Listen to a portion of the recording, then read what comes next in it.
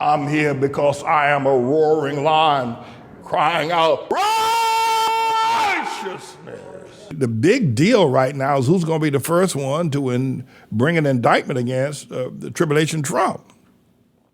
Fannie Willis down in Georgia, there was a report last night, we pray we'll be able to get it to you, get it up on the air today, about one of the jurors of the grand jury in Atlanta, Fulton County under Fannie Willis said that the number of indictments are going to be massive.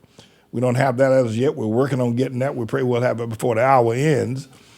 And then, of course, we've got Alvin Bragg, who had interviewed, who had Michael Cohen appear before the grand jury twice this week and had been interviewed by Alvin Bragg and the prosecutorial staff and New York District Attorney's Office more than 20 times. And so it is imminent, or it appears to be so, unless somebody is really zooey over there at the District Attorney's Office, that Trump's going to be indicted on what is essentially a misdemeanor that they've kind of worked it up to a felony. I guess that's what they're going to do and say. And Michael Cohen has been, he and his lawyer been out there in front of the cameras over the last couple of days. I think Lanny Davis is his lawyer. And the testimony that's been going in, so I think we got a clip of Michael Cohen not testifying, but giving some remarks after he testified before the grand jury on yesterday. I believe this is going to be his last time testifying. And so when the indictment is going to fall, we don't know. But Mr. Engineer, do you have that clip? Run that clip, if you will. Bring it up. Hang tight. Take a look at this, everybody. Joining me on the phone is Michael Cohen, former Trump personal attorney and host of the Political Beatdown and Mea Culpa podcast. His new book is called Revenge: How Donald Trump Weaponized the U.S. Department of Justice Against His Critics. To include you, Michael Cohen, thank you for joining me. I really appreciate it. And I just want to start by asking you, did you get the sense in being in that grand jury, if you can answer that question, of whether this is wrapping up? Hey, Joy. Good to, of course, speak to you. I am a little bit tired. It's been a heck of a couple of days. Do I think that it's wrapping up? It appears to be so. Look, it doesn't matter whether I'm in the grand jury room, whether or not I was a witness. I think we all acknowledge that I'm probably the last witness that they need. They've already spoken to. It's been reported by the Times and other newspapers. It's been reported enough people have been before the grand jury, have already provided the testimony. So I think it's a pretty fair thing to say. And we're clear that they are not asking you back? Yeah, I am not coming back. I was subpoenaed for Monday's testimony as well as today's. The DA's office treated me the same as they treated everybody else. So I did not receive any additional subpoenas or documents requesting me to come back. So, yeah, I'm pretty safe to say that I'm done. And you have, been in to talk with DA Alvin Bragg like 20 times. Like, there were multiple interviews. And my understanding of that would be for you to provide not just testimony, not just corroboratable testimony, but also documents. Would that be accurate? Yeah, of course. Very much like I did with my congressional testimonies, including the live House Oversight Committee with the late, great Elijah Cummings. One of the things that I didn't want to be out there is Michael Cohen credible? Well, everybody's entitled to have their opinion. I believe the answer to that is yes, but I don't even want that question to come up. And so when you start doing and when you start bringing documents and emails and text messages and other documentary evidence to the table, it's impossible for that statement not to be valid or validated. And there is this other question, and that is a good point, because you have testified under oath multiple times, and I've noted on the show that the things that you've said have turned out to be true when it came to the way that Trump treated his properties and their valuations, and this information about the payments to Stephanie Clifford, a.k.a. Stormy Daniels. There is this question of whether Stormy Daniels might testify. And I don't know if they would have even given you a sense of whether they felt they needed her testimony. This case is not about whether Donald Trump actually had the affair with Ms. Clifford's. It's about whether they tried to pay her off. But did you get any sense from them of whether they feel they need to see her in front of this grand jury?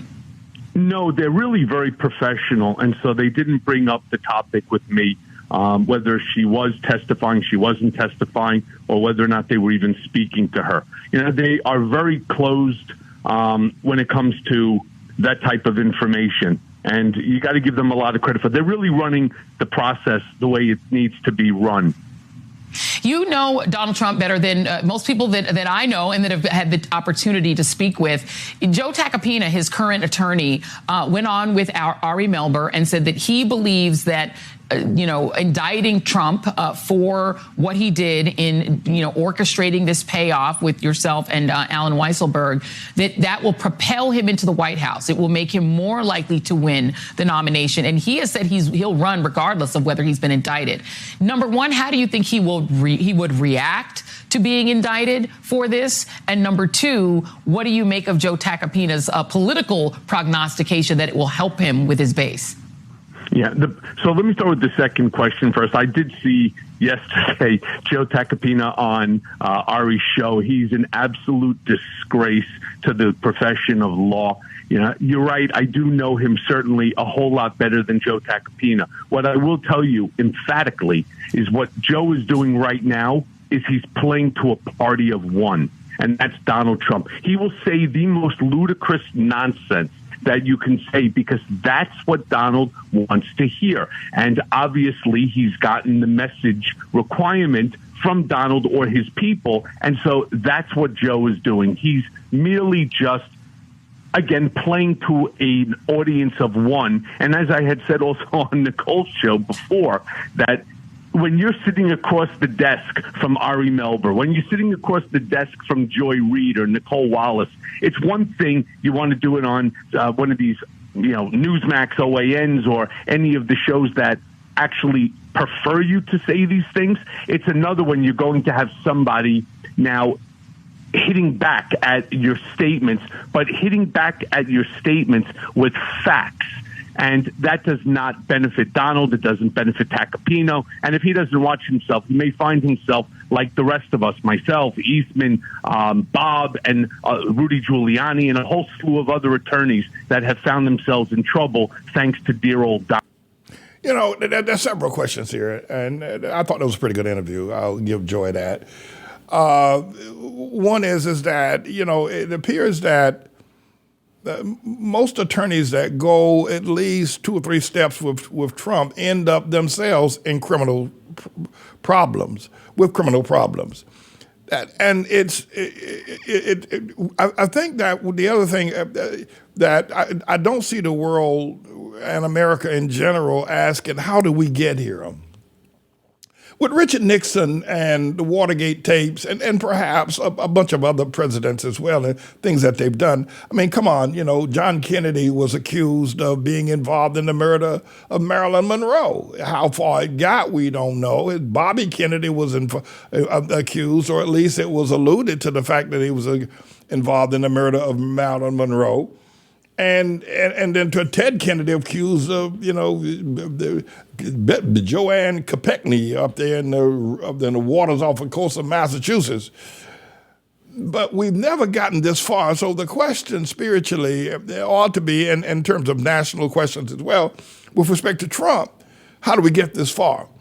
And what we're now looking at is more than a perfect storm, because we got a tanking economy that's hanging on by a thread, that's getting ready to sink to the bottom of the sea. I can tell you that right now. When you see Credit Suisse in trouble, a bank as big as the Geneva Bank, Credit Suisse, is having problems, lost 25% of their share yesterday. You don't get that back, just by a smile and a handshake.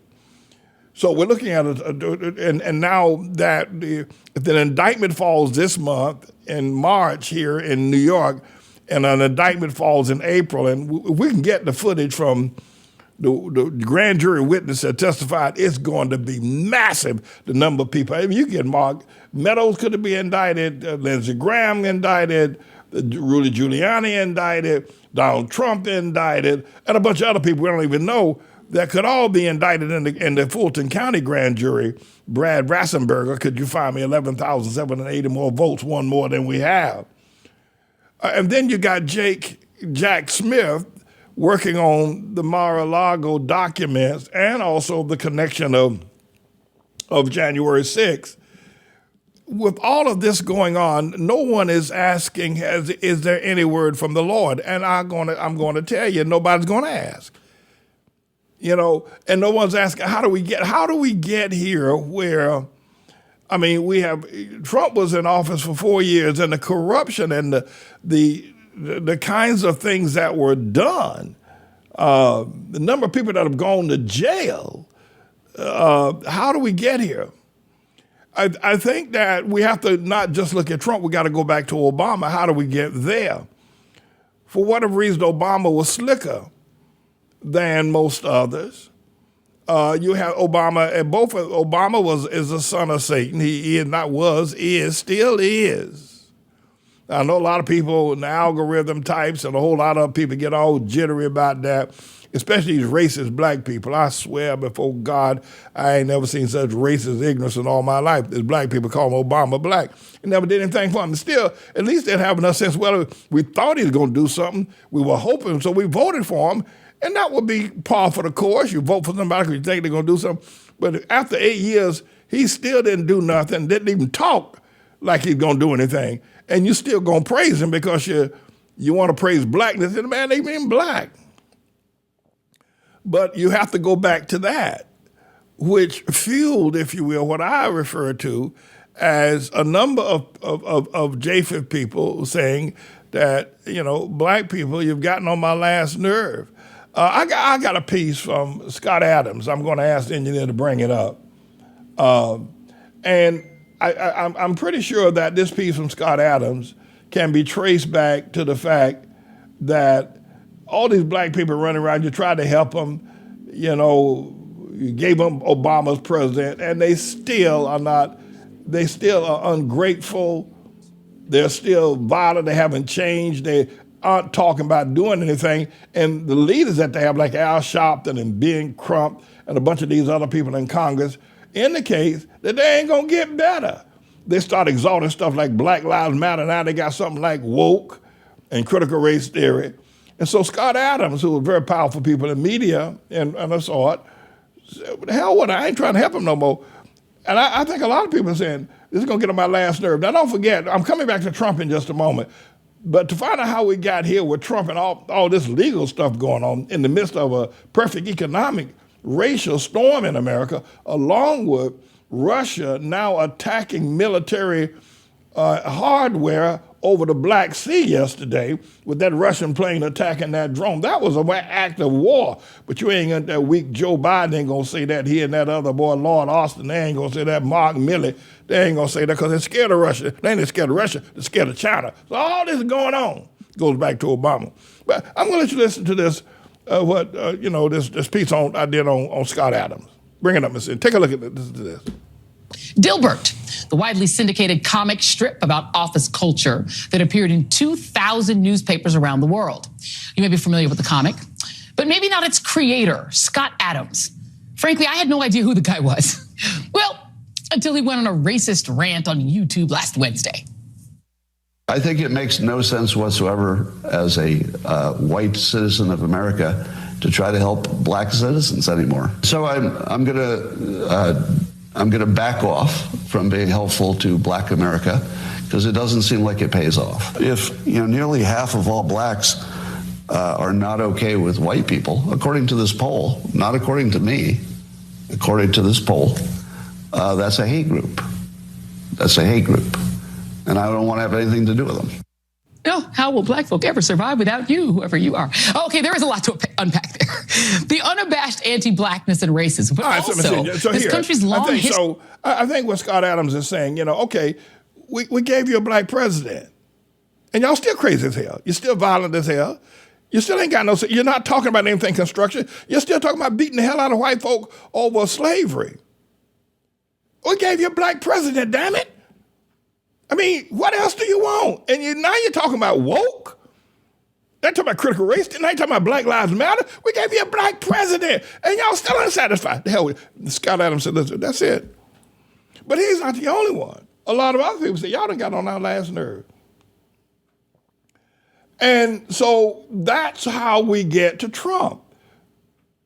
Because a number of people who probably were at least willing to open their hearts to black people, what you might refer to as red state people, see that after Obama, y'all got worse. So Trump comes along and in so many ways said, the hell with all of this democratic, if you will, stuff that's going on, and maybe some of it's constitutional, but maybe it shouldn't be constitutional. It's enough is enough. And Trump was just lauding it everywhere, and it was communicating with working class people, it was communicating with college educated whites. He was communicating with Scott Adams, said, you can't do nothing, you can't help these black people. We gave them a black president, and now all they want Black Lives Matter, now they want to, they still shooting and killing one another, they're not doing any better, they're not even talking about anything constructive. There's no point trying to help them anymore. Trump comes along and says, that's right. Actually, I believe that had Trump not come along, Scott Adams, and well, you first said, so you asked the question, where's all this criminality coming from? I'm not here, I do have a dog in this fight, but it ain't Trump. And it ain't black people either. It's truth. But, Trump, in order to have a revolution, you're going to have to break some of the king's laws. Now, I'm not here supporting Trump. I'm not here supporting him. I'm not. But if you're going to have a revolution, if you're going to start these Democrats, I'm telling you, these people running around here, LGBTQ, you're going to stop. You're going to have to break some standing laws, and you're going to have to take away some privileges of people. Now, I don't necessarily advocate for that, but I'm telling you, you don't get a revolution by following the status quo of the nation and its laws. So we are where we are right now. Now, one other thing I want to say, because of Obama and because we're in the tribulation, and God has called Obama the son of Satan and called tribulation Trump the servant of Satan. So I know you ain't going, people ain't going to, Pastor man, they'll serve all this Satan stuff, all this, that ain't true. Okay, all right, okay. The other thing is that Stormy Daniels, right? She's the most famous porn star on the planet. She'd probably get an invitation from Vladimir Putin and Xi Jinping and a whole lot of other people. Can I make a date with Stormy Daniels? She probably never thought about that when she started doing porn. She probably never thought about that's going to raise her to this level. I think that what happened actually is that when she found that Trump was running for president, she tried to blackmail him, extort money from him, and he finally decided to pay her. And, and she was really settled for that. Then she had that boy, Michael Avenatti, that lawyer. That was one crazy lawyer. That guy, I think, is he in jail now? If he ain't, he's so close to being in jail. He was a lawyer for a while. He robbed her, took money from her as well. I said, doggone, Stormy, you can't kill nothing and nothing won't die. But I'm pretty confident that we're looking at some very desperate times. I'm going to have to learn how to protect ourselves. I can't imagine that Trump would not get at least 3 indictments, if not 4 indictments. I don't know that it will not help him. I don't know if it won't make some Americans angry. And then while Trump is being indicted, you may have some so-called middle-of-the-road, middle American liberals and, people that are independent who might decide they've had enough of black people too. They've had enough of Joe Biden. They've had enough of this bleeding heart, and that, we might need Trump to. And I'm going to do a piece a little bit later on about what America will look like if Trump becomes president. I'm not going to do it now. I'm going to get to a little bit later on today. But I thought that we would look at where we are right now. And the question is that did Stormy Daniels testify? This is, how do we get here? How did we get here? This is unparalleled. This is uncharted waters for America to indict a former president. How do we They've been, all of them so far been able to escape it. Richard Nixon escaped it. Gerald Ford pardoned him. How do we get here? And this does look like a road where you can just make a U-turn and go back to what might have been normalcy under maybe Bill Clinton, a normal time. Al Gore, if he had become president, George Herbert Walker Bush. How do we get here, everybody? It's the question that we ought to be asking. But no one wants to know that, because if you do, you're going to have to pray. You're going to have to ask God, and He's going to tell you we're in the tribulation. My concern beyond Trump, they can do what they want to do. That they can. Trump can become president if he wants. If he wants, that's up to the people. What I'm concerned about is this economy crashing around our heads, and people not being financially ready to deal with that.